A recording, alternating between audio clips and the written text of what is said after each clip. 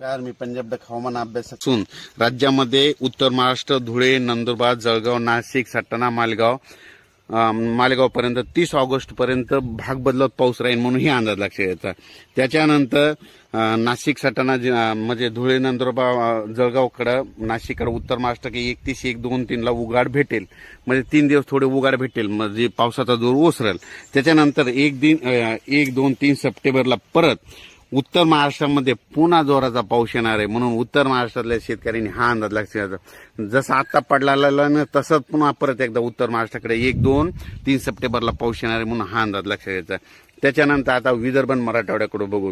विदर्भ मराठवाड्याच्या शेतकऱ्याला सांगू इच्छितो की विदर्भामध्ये सध्या म्हणजे 30 तारखेपर्यंत भाग बदलत पाऊस पडणार आहे म्हणून हा अंदाज लक्षात घ्यायचा। पण विदर्भ मराठवाड्यातल्या सर्व शेतकऱ्याला सांगू इच्छितो की तुम्ही काय करा, 31 तारखेपर्यंत तुम्ही तुमचे कामं करून घ्या, कारण की दुपारपर्यंत तुम्हाला 2 वाजेपर्यंत थोडी उघाड भेटणार आहे म्हणून तुम्ही काय करा, तुम्ही तुमचे कामं करून घ्या। कारण की विदर्भ आणि मराठवाड्यामध्ये 1, 2, 3, 4, 5, 6 ला जोरात पूर्व विदर्भ, पश्चिम विदर्भ, मराठवाड्यात जसा नाशिककडे पाऊस पडला तशी परिस्थिती आपल्याकडे होणार आहे।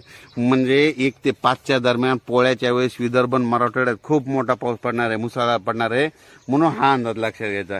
त्याच्यानंतर परत सांगू इच्छितो तो पाऊस म्हणजे कसा येणार आहे तुम्हाला सांगतो। 1 तारखेपासून तो पाऊस नागपूर, वर्धा, भंडारा, गोंदिया, चंद्रपूर, यवतमाळ, हिंगोली, आदिलाबाद, धर्माबाद, नांदेड, हिंगोली, वाशिम, अकोला, अमरावती, अचलपूर, अकोट, बुलढाणा, जळगाव, जामोद, जालना, बीड, परभणी, लातूर, उस्मानाबाद, नगर, संभाजीनगर, कन्नड, वैजापूर, गंगापूर, जळगाव, धुळे, नाशिक, सटाणा, मालेगाव म्हणजे तो पाऊस तसाच नाशिककडे जाणार आहे म्हणजे हे अंदाज लक्षात घ्यायचा।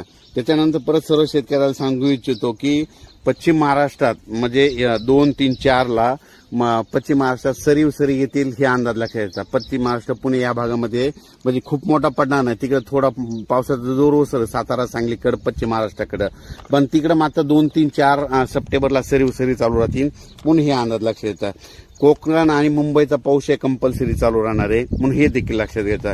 जास्त पाऊस म्हणजे 1 ते 5 सप्टेंबरचा म्हणजे 1 ते 5 सप्टेंबरचा विदर्भ मराठवाड्यात म्हणजे खूप विदर्भ, मराठवाडा आणि उत्तर महाराष्ट्राकडे पडणार आहे म्हणून हे अंदाज लक्षात घ्यायचा। परत एक सांगू इच्छितो, गुजरातचे जर नातेवाईक असेल तर त्यांना सांगा की आणखीन गुजरातमध्ये 30 तारखेपर्यंत खूप मोठा पाऊस राहणार आहे, महाप्रलय होणार आहे म्हणून हे अंदाज लक्षात घ्यायचा। आणि त्याच्यानंतर